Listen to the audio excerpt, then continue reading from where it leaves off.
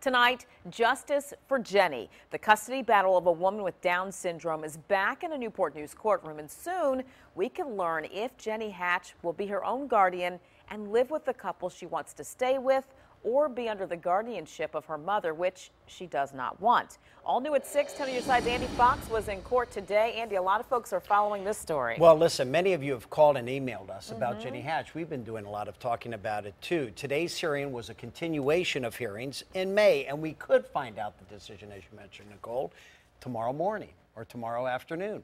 And it was a heated day in court. The judge kept cutting off witnesses and attorneys.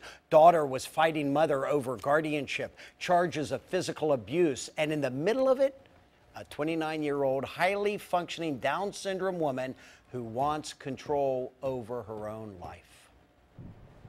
There's Jenny Hatch in tears, a tough day in court, hugging her friend Kelly Morris. Jenny always positive, though, thumbs up, that at the end of this guardianship hearing, she will be allowed to be her own guardian and live where she wants to live. I'm coming home today or tomorrow.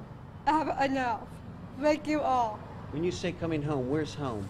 At Jim and Kelly's. So you want to live with Jim and Kelly? Yes. But the reality check is Judge David Pugh may give Jenny's mother guardianship. Judge Pugh expressed concerns that Jenny has trouble managing money, managing a cell phone bill. She was hit by a car riding her bike in broad daylight. Well, I mean, accidents happen. We're at risk every time we walk out the door. That could have happened to anyone. It does. I mean, how many times does she ride a bike without an accident?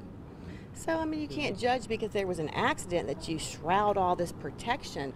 You can't avoid accidents. It was Jim Talbert and Kelly Morris, Jenny's friends, that took her in after she was hit by the car. Her mother, Julia Ross, and her father, Richard Hatch, refused to take her in. Neither had any comment. But in court, the rocky and violent relationship between mother and daughter came out. On the stand, Talbert had to confirm the abuse. That she hit her head against the wall, that threw her down the stairs, threw her in a closet. That's what Jenny had told us, yes. And that's what we've told everybody since Jenny. We shared that information with the CSP, with the caseworker. We asked Jenny about it. When they were talking about the physical abuse from your mother, what do you want to say about that? I'm not going to say nothing to her anymore. And I'm sorry. Jenny's side has expert witnesses that testify a 29-year-old Down syndrome woman of her ability can function on her own and does not need a guardian. Do you think you can live on your own? Yes. That you can take care of yourself? Yes, but I have to go in because it's not time, Andy. Oh, and by the way, Jenny Hatch knows when she needs to be back in court. Did not mind saying, I've got to go. The judge is waiting for me. This afternoon, Jenny's attorney, Jonathan Martinez, put on 2 expert psychologists. One testified that Jenny is able to make decisions as long as she is given support.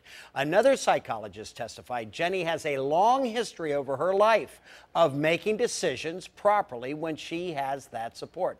We're back in court tomorrow morning at 9, and I'll be there. Andy Fox, 10 on your side.